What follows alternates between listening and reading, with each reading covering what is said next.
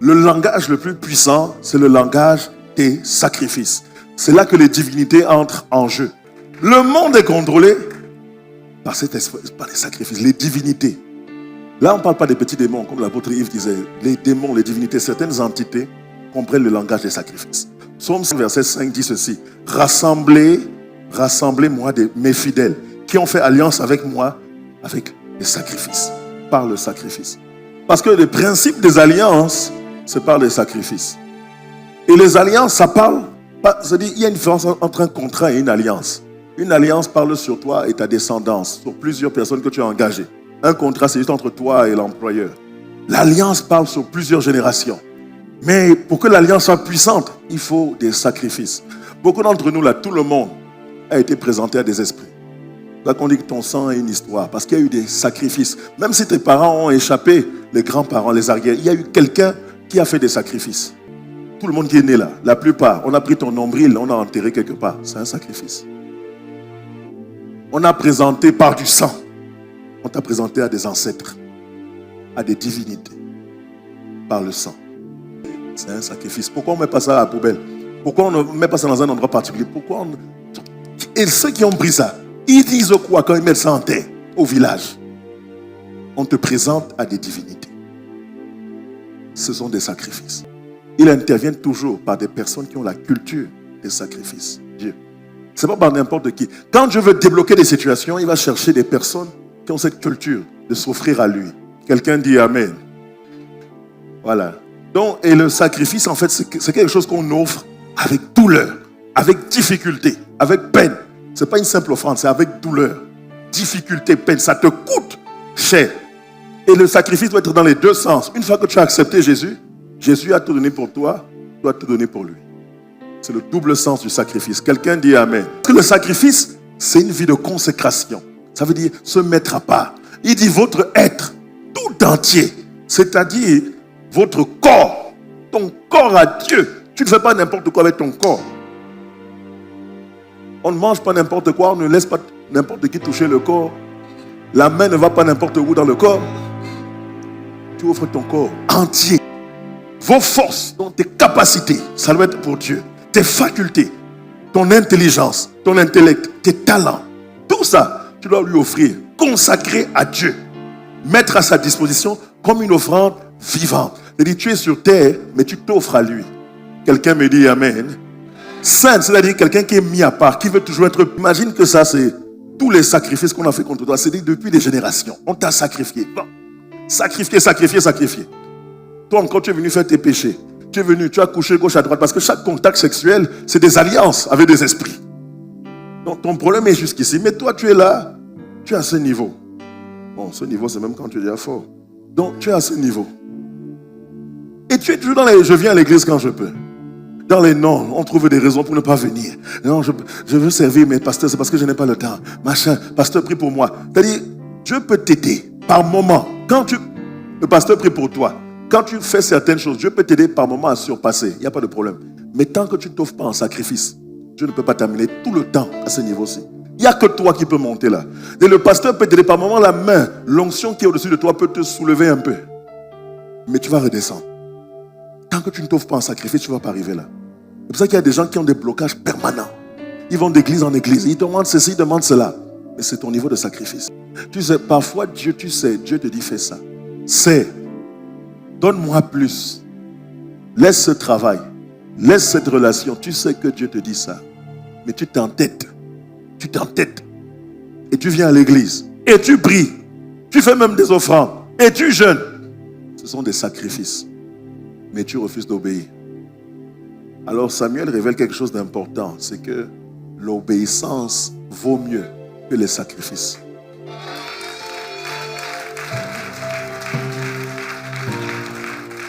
Et beaucoup de gens craquent à ce niveau-là.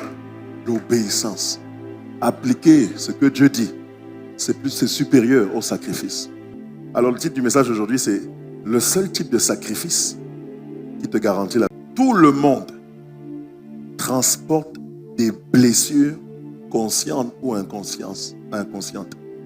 Et c'est surtout ce qui est inconscient là, ça te secoue l'âme. Tu n'as pas idée. Ça parle de l'enfance. Tout le monde a vécu des scènes qui les ont dérangés.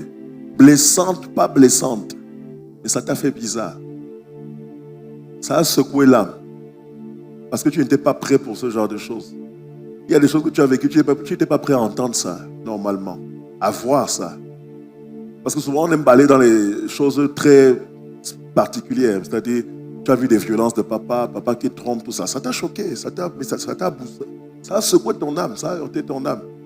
Tu es à 5 ans, 6 ans, exposé à la pornographie, exposé à des gens qui ont des rapports sexuels devant toi à un certain âge. Ça a secoué ton âme. Et ça a une répercussion sur toi plus tard. Les pensées, connais les voix que j'entends. Parce que les pensées sont juste les voix que tu entends à l'intérieur de toi. Quelles sont les voix dominantes à l'intérieur de moi? Ah, moi je ne fais pas ça. On ne m'aime pas. Il y a chacun des voix qui dominent en lui. Connais ces voix-là. Connais ça. Tout le monde n'est pas conscient. Il y a des voix de rébellion en toi. Il y a des voix qui dominent de rejet, de comparaison, de colère. C'est ça qui domine. Et puis il dit, regarde Jésus sur une mauvaise voie et conduis-moi sur la voie de l'éternité. Il y a des voix qui dominent chez les gens. Des voix de manipulation, de contrôle.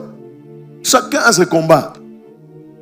Il y a des gens, quand ils ont vécu le rejet, ils veulent tellement être vus et aimés et acceptés parce qu'ils ont été rejetés. Il y a d'autres, papa t'aimait tellement, maman, tu es l'enfant chéri. Ce qui fait que partout où tu vas, tu veux être l'enfant ou l'employé ou le fidèle ou le responsable chéri. Parce que ton âme, ça t'a attaqué sans que tu saches. Prière, tout ça là, c'est des capacités, il faut le faire. Mais il y a des règles. Et il y a une règle suprême.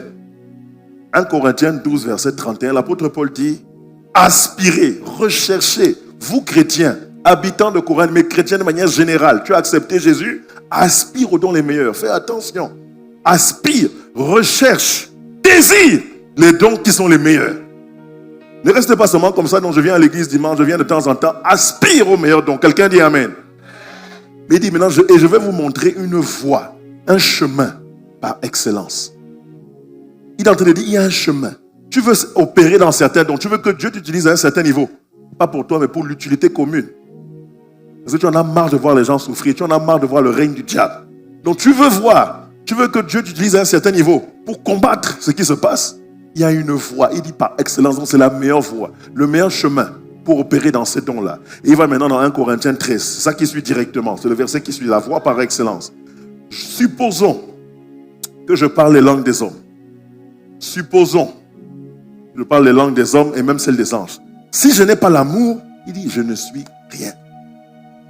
Ça veut dire quoi?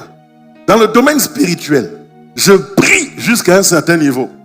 C'est-à-dire, je fais des prières complexes. Les anges entendent directement. Je prie jusqu'à un certain niveau. Mais il dit, s'il n'y a pas le carburant, si je ne suis pas motivé par l'amour dans mon sacrifice, devant Dieu, je perds mon temps. 2, il va aller step by step. Ça commence par la prière. 2, supposons, on va au verset 2 s'il te plaît. Supposons que j'ai des dons spirituels maintenant. Je suis un prophète. J'opère à un certain niveau. Je comprends des mystères terribles. J'ai des révélations extraordinaires. Supposons que j'ai même une foi qui me permet de faire certains miracles. Si je ne suis pas motivé par l'amour de Dieu, je ne suis toujours rien.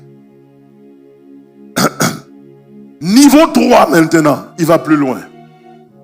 Si même je sacrifiais, et là il est entré dans l'expression des sacrifices, tous mes biens, et jusqu'à ma vie, pour aider les autres, au point de pouvoir m'en vanter, si je n'ai pas l'amour, ça ne me sert à rien.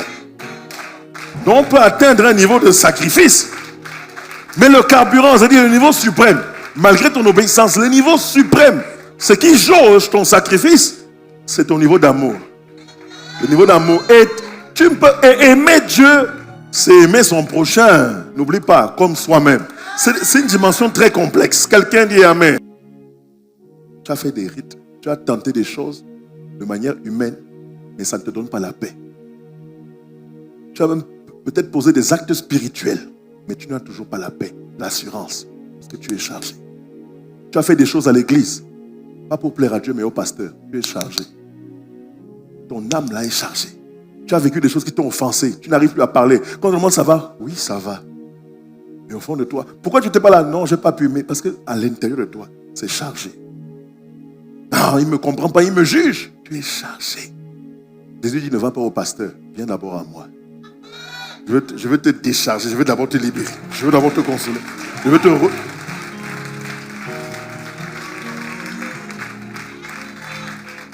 Beaucoup de gens, le problème justement, c'est que tu fais même des sacrifices, et quand tu as l'âme chargée, tu ne peux pas avoir le résultat. C'est trop chargé, ça ne peut pas marcher. Tu auras un résultat, ce n'est pas mauvais, mais c'est minime. Parce que c'est chargé, ça pèse trop. Donc tu ne peux pas. C'est-à-dire, imagine quelqu'un, tu portes quelque chose de 40 kilos sur ton dos. Et tu veux courir à une certaine vitesse, tu ne peux pas. C'est chargé. Tu ne peux pas. Tu ne peux pas aller aussi vite que celui qui a tout laissé. Donc tu fais des sacrifices, tu pries, tu fais tout, mais tu as 40 kilos sous le dos. Tu jeûnes avec 40 kilos sous le dos. C'est l'âme qui est chargée. Ça ne peut pas marcher, mon gars. Donc tu auras des résultats, mais les résultats sont petits. Après tu es frustré, parce que l'âme est chargée. Tu fais les choses pour obtenir quelque chose. Pas de manière, c'est-à-dire pas comme Jésus. Jésus est mort pour les gens. Que les gens viennent à lui, ils ne viennent pas à lui, il est mort pour toi. Donc ce qui fait qu'il n'est pas en train de réfléchir, Père, mais quand même j'étais mort pour celui-là, comment? Parce qu'il est déchargé, il se sent libre. Mais toi, nous on fait des sacrifices en disant, avec tout ce que j'ai fait pour lui, c'est ça qu'il fait. Tu es chargé, charge. Les résultats seront minimes, c'est ça le problème. Donc Jésus dit, venez à moi, je vous décharge. Donc Satan charge les âmes, compresse les âmes. Et on oublie des versets simples, stratégiques. Combien de fois tu vas voir à l'église, quelqu'un, j'ai salué telle personne, combien ne me salue pas, moi aussi je ne réponds pas. Ah, tel là, moi je l'évite. Tel avait fait ça, moi je ne lui parle plus. Arrangez-vous, parlez-vous, non, tel exagère, tel fait ceci. Quand je viens avec lui, il fait ça. Quand je fais ça, mais toujours des raisons. Au lieu de service, il y a des gens avec qui c'est compliqué. À l'église, il y a des gens avec qui c'est compliqué. Et tu oublies ce que Jésus a dit dans Matthieu 5, verset 39. Mais moi, je vous dis de ne pas résister aux méchants. Si quelqu'un te frappe sur la joue droite, présente-lui l'autre joue. Décharge. Ça veut dire quoi? Il ne te dit pas bonjour. Dis-lui quand même bonjour. C'est pas parce qu'il t'a frappé sur la joue droite que tu as encore fait œil pour œil, temps pour temps. Non, moi quand il fait sa vie, ça se passe mal. Il se moque de moi, machin. Toi, présente l'autre chose. Ça veut dire, sois désintéressé. Manifeste-lui l'amour. Laisse Dieu gérer sa situation. En fait, Jésus est en train de dire, fais ta part. Toi aussi, arrête de calculer. Fais ta part. Fais des kilomètres de plus en amour. C'est ça, c'est un sacrifice. Présente l'autre jour. Offre-toi afin qu'il puisse connaître Dieu. C'est ça que Jésus est en train de demander. Et tu ne peux pas aimer sans faire tout ça. Quand tu l'aimes, tu ne pries plus. Il y a certains, le problème c'est que tu pries la nuit parce que tu veux des résultats. Quand tu l'aimes, tu pries la nuit parce que tu l'aimes lui. Est-ce que tu le veux lui? Peu importe les résultats, c'est lui que tu veux. C'est cette dimension de Dieu. Quand tu l'aimes, tu veux lui être agréable. Quand tu l'aimes, tu veux vivre pour son plaisir. Et c'est là que tu offres ta vie en sacrifice parce que ta vie ne compte plus. Et tu vas dire à Dieu, j'avais prévu ça. J'avais prévu me marier à tel âge, avoir des enfants à tel âge, faire tel travail. Mais je veux faire ce que toi tu veux. Je veux te désirer. Ta vie ne compte plus. Le toi, tes émotions ne comptent plus. C'est le plus haut niveau de sacrifice. Aujourd'hui, Seigneur, cette semaine, j'ai envie de jeûner. Pas parce que je veux la puissance, c'est parce que je veux me priver un moment pour rester dans ta présence. Parce que je veux te connaître. Je suis en train d'envoyer un message à Dieu. De manière désintéressée. C'est le plus haut niveau de sacrifice. Beaucoup de gens, il y a des prophéties qui planent sur ta vie. Ça ne se manifeste pas parce que tu ne marches pas dans le plus... C'est-à-dire, obéissance avec amour. En fait, si tu remarques, c'était ça la vie de Jésus. Obéissance, amour. Obéissance, amour. C'est le high level des sacrifices. Quand tu es dans cette dimension, Satan ne peut plus rien contrôler. Satan est dépassé. C'est-à-dire, là, tu deviens, Satan fait une dépression quand il te regarde. Tu vas être quelqu'un qui va faire déprimer le diable. On ne peut pas contrôler quelqu'un comme ça. On va faire comment? Parce que Satan, il regarde les failles. Quand il voit que non, voici la faille, il dit, je vais la voir là-bas. Mais quand tu es dans obéissance, amour, Satan dit, non, celui-là, il me fatigue. Quand les démons, les entités disent, non, on va l'attaquer, vous allez faire quoi? Même si vous faites ça, il sera toujours avec Dieu. Dis, non, laissez-le, il me fatigue, celui-là, il me fatigue. Tu déclares les choses sur ta famille, dans la nation. À un moment, Ça traîne, mais ça se manifeste parce que tu marches avec l'obéissance et l'amour. Les sacrifices suprêmes. Oh, ta famille sera en crise à cause de ça. Est-ce qu'il y a quelqu'un qui s'apprête à obtenir une promesse qui traîne? C'est le sacrifice d'amour. C'est le sacrifice le plus dangereux. Le sacrifice d'amour. La promesse tardait depuis des années. Abraham avait un passé compliqué, mais quand il a fait un sacrifice d'amour, ça a accéléré la prophétie. Il y a des choses que quand tu vas faire, ça va accélérer ta prophétie. Tu ne le fais pas par calcul, tu le fais par amour. Et Dieu va circoncire quelque chose de nos cœurs. L'amour est capable d'amener des choses qui sont dans le monde spirituel, dans le monde naturel.